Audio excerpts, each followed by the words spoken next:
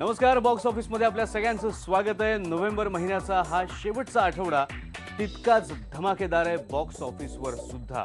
म्हणजे हॉलिवूडचा जरी आपण विचार केला, हॉलिवूडचे 3 सिनेमे आठवड्यात आहेत आणि तीनही सिनेमे हे गाजलेल्या सिनेमांचे सिक्वल आहेत.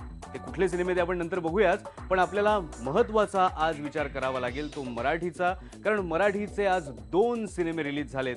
एक आहे हॅपी जर्नी आणि दुसरा स्वामी पब्लिक लिमिटेड. सुरुवात करूयात हॅपी जर्नी पासून. आपल्याला माहिती आहे चित्रपट सृष्टीच्या इतिहासात काही सिनेमे हे मैलाचा दगड किंवा अगदी आजच्या आधुनिक शब्दात सांगायचं तर लँडमार्क वगैरे ठरतात. पण हॅपी जर्नी बद्दल बोलायचं तर प्रेक्षकांचा सिनेमा बघण्याच्या प्रवासातला हा मैलाचा दगड ठरू शकतो. हॅपी जर्नी म्हणजे काय हे आपल्याला सिनेमा बघून कळेलच, पण विषयापासून आशयापर्यंत, मांडणीपासून अभिनयापर्यंत, तंत्रापासून रंगसंगतीपर्यंत अगदी सगळ्याच बाबतीत हॅपी जर्नी हा समृद्ध अनुभव देणार आहे. आता हा सिनेमा फॅन्टसी प्रकारातला आहे. फॅन्टसी हा प्रकार तसा मराठीसाठी नवीनच आहे, पण हॅपी जर्नी मधली फॅन्टसी ही वेगळ्या जगात घेऊन जाणारी किंवा फार फार अवे अशा गावात घडणारी अशी अजिबात नाहीये. ही गोष्ट परिकथेसारखी जरूर आहे, पण त्यात मानवी नात्यांचे बंध आहेत. आजची भाषा, शहरी जगणं याची सुंदर गुंफण सचिन कुंडलकरने केलेली आहे. सचिन कुंडलकरनेच हा सिनेमा लिहिलाय, त्यानेच दिग्दर्शित केलाय. सिनेमा सुरू झाल्यानंतर लगेचच सचिनची ही लेखणी आणि कॅमेरा दोघे आपल्याला या जर्नीमध्ये सामील करून टाकतात आणि मग सिनेमा संपेपर्यंत आपण या प्रवासातले सोबती होऊन जातो.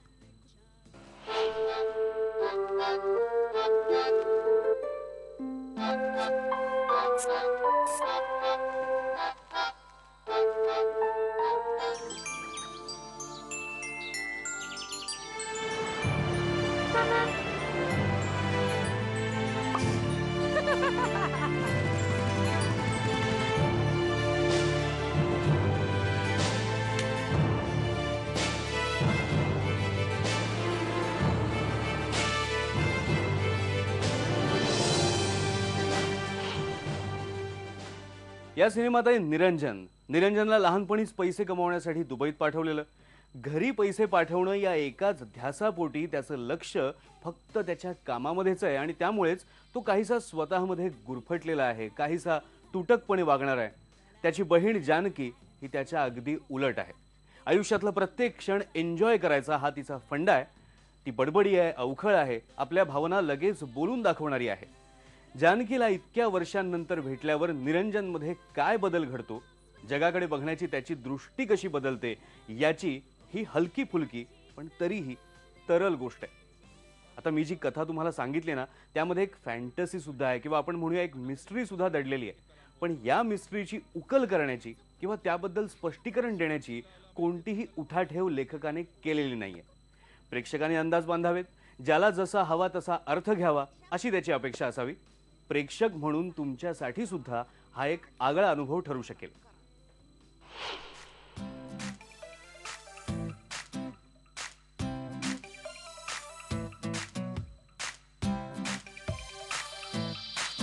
जसा सोसाट्याचा वारा शिरे बबना आणि एक ओढून वाजे आपल्या मनात, तशी खोंगावत रोरावत मी आले खुशाल.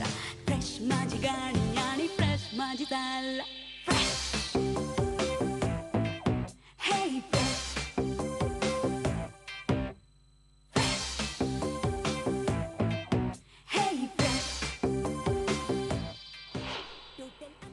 सिनेमातली प्रत्येक गोष्ट ही उच्च दर्जाची असली पाहिजे असा सचिन कुंडलकरचा आग्रह असणार, कारण कॉस्ट्युम्स पासून फ्रेमिंग पर्यंत प्रत्येक गोष्ट खूप छान सजवण्यात आली आहे. तांत्रिक बाजू भक्कम आहेतच, पण अभिनयात सुद्धा उच्च दर्जा दिसून येतो. आता अतुल कुलकर्णीसाठी सुद्धा निरंजनची भूमिका ही नक्कीच आव्हानात्मक म्हणायला पाहिजे, कारण सुरुवातीला तो काहीसा तुटक वागणार आहे, काटकसरी आहे, शिस्तप्रिय आहे, पण हाच निरंजन इंटरव्हल नंतर पूर्णपणे बदलतो. त्याचं चिडणं, वैतागणं, हैराण होणं, प्रेमात पडणं, बेचैन होणं हे सगळं अतुलने खूपच सहज दाखवलंय. पल्लवी सुभाष सुंदर दिसली आहे आणि तिने कामही सुंदर केलंय. सिद्धार्थ मेननने बहुतेक ठरवलं असणार की आता असा तगडा अभिनय करतो की कुणी आपल्याला नवोदित म्हणूच शकणार नाही, आणि जे त्याने ठरवलंय ते करून दाखवलंय. हॅपी जर्नीमध्ये सुखद सरप्राईज म्हणजे चित्रा पालेकर. 3-4 सीन्स आहेत, पण त्यामध्ये सुद्धा त्यांनी प्रचंड धमाल उडवली आहे. पण हॅपी जर्नीची खरी स्टार आहे प्रिया बापट. जानकीचं जे कॅरेक्टर आहे, बहिणीचं कॅरेक्टर एवढं नाजूक आहे की त्यावर सगळ्या सिनेमाचा भार आहे. जानकीच्या अवखळपणाचा कुठेही अतिरेक होणार नाही याची प्रियाने पुरेपूर काळजी घेतलेली आहे. फक्त अवखळ रूपच नाही तर काही गंभीर प्रसंगात सुद्धा तिने अप्रतिम अभिनय केला. तिच्या करिअरमधली ही तिची सर्वोत्कृष्ट अदाकारी म्हणायला पाहिजे. एकूणात सगळ्याच डिपार्टमेंटनी सर्वोत्कृष्ट असं काम केलेलं आहे, उच्च दर्जाचं काम केलेलं आहे आणि म्हणूनच आपण सगळ्यांनी हा सिनेमा आवर्जून बघावा. उलट मी असं म्हणेन की ही जर्नी चुकवू नका असंच म्हणायला पाहिजे. तारका रेंगाळल्या तुझ्या पाशी पहिल्यांदा पापण्या ओलावल्या तुझ्यासाठी पहिल्यांदा. बघूयात हा सिनेमा तुम्ही बघितल्यानंतर तुमचे किती रुपये वसूल होतील ते. हॅपी जर्नी हा सिनेमा, यातली कॅरेव्हॅन ही सुद्धा एक कॅरेक्टरच म्हणायला पाहिजे आणि त्या कॅरेव्हॅन मधून दोन भावा बहिणींचा हा जो प्रवास आहे तो बघून तुमचे 100 पैकी 80 रुपये नक्कीच वसूल होतील. या आठवड्यातला दुसरा मराठी सिनेमा आहे स्वामी पब्लिक लिमिटेड. सिनेमा कसा आहे हे सांगण्याआधी गजेंद्र आहिरे आणि टीमचं अभिनंदन करावं लागेल, कारण अंधश्रद्धेच्या आहारी गेलेल्या समाजाला असा सिनेमा दाखवण्याचं धाडस त्यांनी दाखवलंय. जुन्या चालीरीती पाळत असताना सुद्धा स्वतःला पुरोगामी म्हणवणाऱ्या या समाजाला आरसा दाखवण्याचं काम कोणीतरी करावंच लागतं. बुवाबाजीला आळा घालताना डॉक्टर नरेंद्र दाभोलकर यांना आपला जीव गमवावा लागला होता.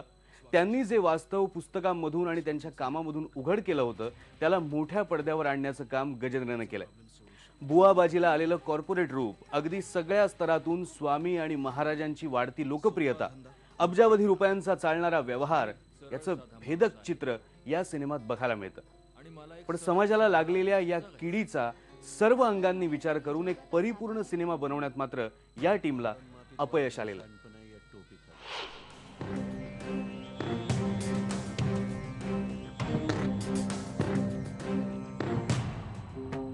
आपली कंपनी एक नवीन प्रोडक्ट लॉन्च करते. त्याची बाजारपेठ असेल लोकांची श्रद्धा, आणि त्या प्रोडक्टचं नाव आहे स्वामी.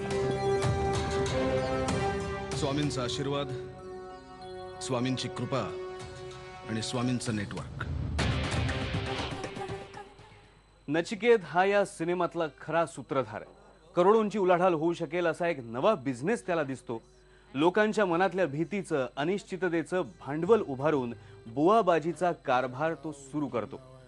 सिद्धार्थ या चळवळ्या तरुणाला स्वामी बनवून तो या उद्योगाची भरभराट करतो. सिद्धार्थ बनतो सिद्धार्थ स्वामी आणि मग त्यांच्याकडून चमत्कार करून, भूलथापा देऊन तो या स्वामींचं महत्त्व प्रचंड वाढवतो. शाळा, हॉस्पिटल्स, कॉलेजेस सगळ्या बाजूंनी स्वामी पब्लिक लिमिटेडची भरभराट व्हायला लागते. राजकारणी, खेळाडू, सिनेस्टार सगळे स्वामींच्या भजनी लागतात आणि नेमक्या याच वेळेस सिद्धार्थ स्वामी गायब होतात. स्वामींचं पुढे काय होतं ते सिनेमातच कळेल, पण या निमित्ताने अतिशय ज्वलंत विषयावरची चर्चाही बघायला मिळेल. सिनेमाच्या पूर्वार्धात स्वामींचं प्रस्थ कसं वाढतं हे परिणामकारकरित्या दाखवण्यात आलेलं आहे. अनेक नवीन गोष्टी या प्रेक्षकांना त्यातून कळू शकतील. पण इंटरव्हल नंतर सिद्धार्थच्या मनातली घालमेल दाखवण्यात बराच वेळ खर्च झालाय. कदाचित नेमका कोणत्या गोष्टीवर भर द्यायचा हे स्पष्ट नसल्यामुळे सिद्धार्थ विरुद्ध नचिकेत एवढ्या पुरताच हा संघर्ष मर्यादित राहतो. आपल्या देशात फक्त 3च धर्म आहेत: पॉलिटिक्स, क्रिकेट आणि फिल्म्स. होणार होणार भाऊ, 5 वर्षात तुम्ही मंत्री होणार. She's actress and I know she's the best. We charge 50 lakhs. हा तुमचा डाव उधळून लावायला मला 2 तास पुरतील. आणि मांडायला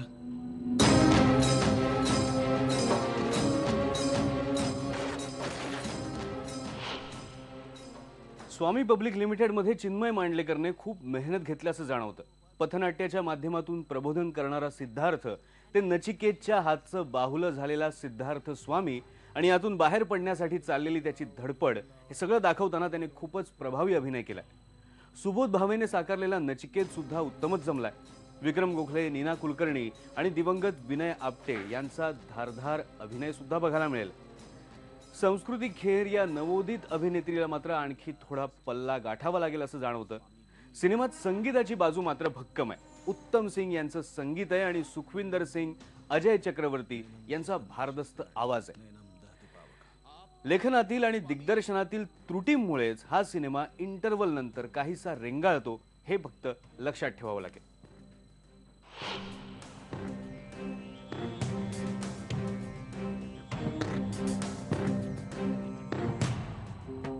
आपली कंपनी एक नवीन प्रोडक्ट लॉन्च करते. त्याची बाजारपेठ असेल लोकांची श्रद्धा, आणि त्या प्रोडक्टचं नाव आहे स्वामी. स्वामींचा आशीर्वाद, स्वामींची कृपा आणि स्वामींचं नेटवर्क तुमचा प्रॉब्लेम सोडू शकतो.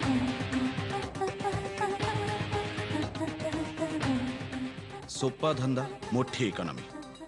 मी एक सरळ साधा माणूस आहे आणि मला एक सरळ साधं आयुष्य जगायचं. बघूयात स्वामी पब्लिक लिमिटेड हा सिनेमा बघून तुमचे किती रुपये वसूल होतील ते. गजेंद्र आहिरे यांनी आतापर्यंत अनेक सिनेमे दिलेले आहेत, वेगवेगळ्या कल्पनांवर आधारित, वेगवेगळ्या विषयांवर आधारित. तशीच ही एक चमकदार कल्पना. 100 पैकी तुमचे 50 रुपये नक्कीच वसूल होतील. एक ब्रेक घेऊया. ब्रेक नंतर बघूया बॉलिवूडमध्ये या आठवड्यात काय खास.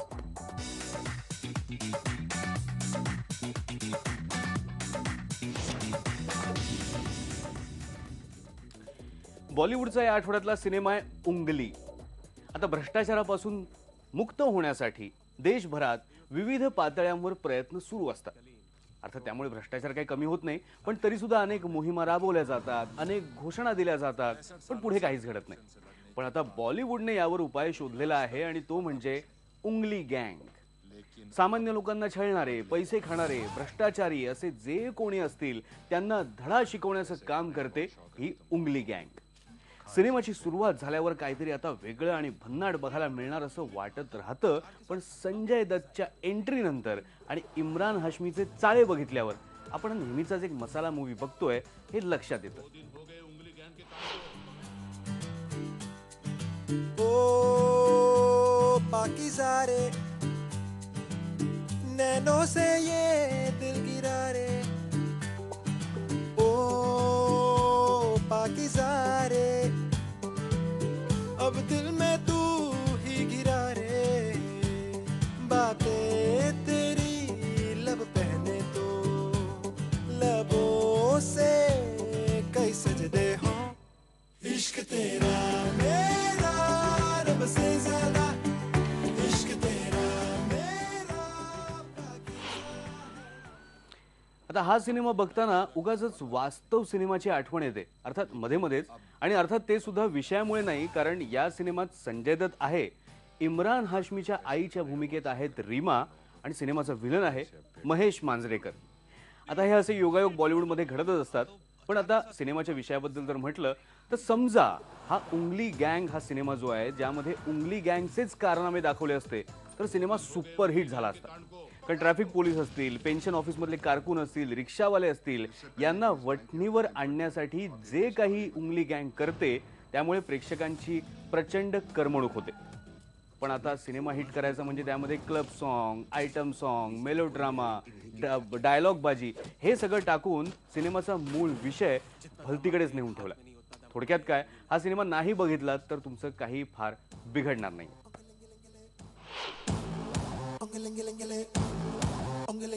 The official Ungli Gang. Kaleem, कोटी, माया, अब है और मैं निखिल. 65 सालों से हम करप्शन से लड़ने की बात करते आए हैं, लेकिन आज तक बदला कुछ नहीं. लेकिन अब बदलेगा. पैसे खाने का बहुत शौक है ना तुम पांडवों को. खा इसे अब पेट भर के. ये नोटस हम नहीं होंगे. हाँ तो अचार के साथ खा लो ना, जायका भी मिलेगा.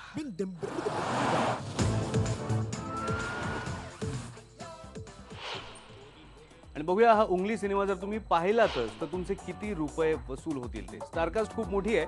कंगना रणावत सुद्धा आहे, रणदीप हुडा पण आहे, इम्रान हाशमी आहे, संजय दत्त आहे, इतरही अनेक ओळखीचे आपले कलाकार आहेतच. पण त्यांचे कारनामे जे आहेत उंगली गँगचे तेवढे बघून तुमचे 50 रुपये वसूल होऊ शकतात. हॉलिवूडमध्ये खूप धमाकेदार सिनेमे आहेत, पण ते बघूयात ब्रेक नंतर.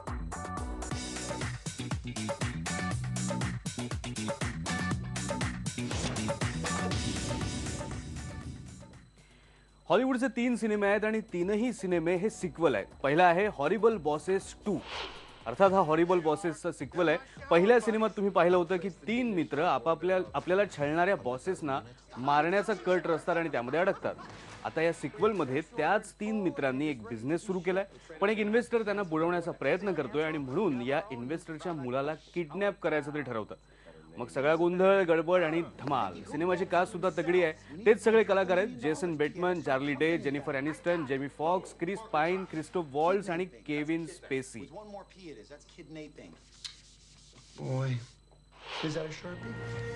दुसरा सिनेमा आहे मॉकिंग जे. हंगर गेम्स या पुस्तकांवर आधारित जे सिनेमे येत आहेत त्यातला हा तिसरा भाग. तिसऱ्या पुस्तकावर जे 2 फिल्म्स बनत आहेत त्यातला हा पहिला भाग आहे.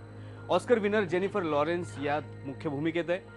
फिलिप सेमूर हॉफमन, ज्याचं नुकतंच निधन झालं होतं, त्याच्या निधनानंतर रिलीज होणारी ही फिल्म आहे.